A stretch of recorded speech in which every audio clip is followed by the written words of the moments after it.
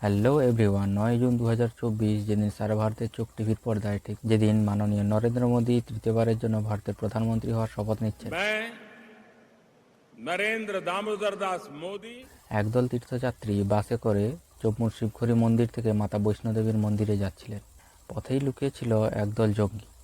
বাস যখন রিয়াসিতে এসে পৌঁছায়, তখন তারা ওই বাসের পর এলোপাথাড়ি গুলি চালাতে আরম্ভ করে। বাসের ড্রাইভার গুলিতে আহত হলে বাস নিয়ন্ত্রণ হারিয়ে পাশের খাদে গিয়ে পড়ে। কিন্তু আতঙ্কীদের আক্রোশ তখনও কমেনি। তারা সেই খাদে পড়ে যাওয়া বাসটির ওপরও গুলি চালাতে থাকে। বাধ্য হয়ে বেঁচে থাকা যাত্রীরা মরার ভান করে শুয়ে থাকেন। ফলে সবাই মারা গিয়েছে ভেবে যখন সেই আততায়ীরা সেখান থেকে চলে যান, তখন বেঁচে যাওয়া যাত্রীরা এবং স্থানীয়রা মিলে বাকি সবাইকে উদ্ধার করেন। সুতরাং বুঝতেই পারছেন ভারতীয়দের প্রতি এই আতঙ্কীদের ঘৃণা এবং আক্রোশ কতটুকু। এই হামলায় একটি 2 বছরের শিশুসহ প্রায় 9 জন নিহত হয়েছেন এবং প্রায় 40 জনেরও বেশি আহত হয়েছেন। এই হামলার দায় স্বীকার করেছে দ্য রেজিস্ট্যান্স ফ্রন্ট বা টিআরএফ। আপনাদের মনে প্রশ্ন জাগতে পারে, এই টিআরএফ কারা? এই টিআরএফ হলো লস্কর-ই-তৈবার একটি শাখা গোষ্ঠী, যা তৈরি হয় জম্মু কাশ্মীরে আর্টিকেল 370 বাতিল হওয়ার পর।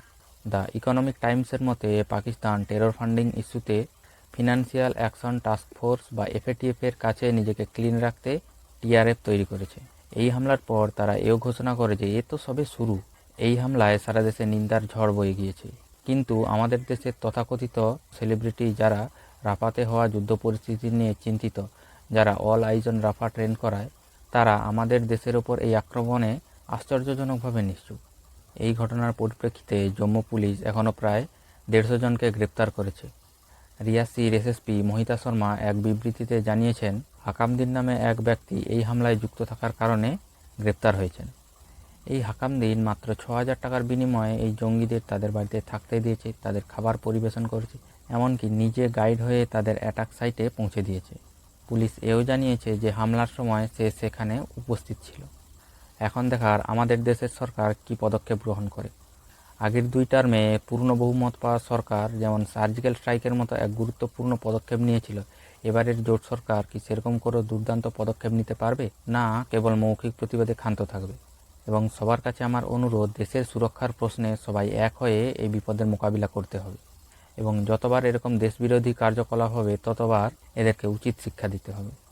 এরা তো হলো বাইরের শত্রু, এদের মতোই আছে ঘরের অর্থাৎ দেশের ভেতরের শত্রু, যারা ঘুণ ধরার মতো ধীরে ধীরে আমাদের দেশকে ধ্বংসের দিকে নিয়ে যাচ্ছে।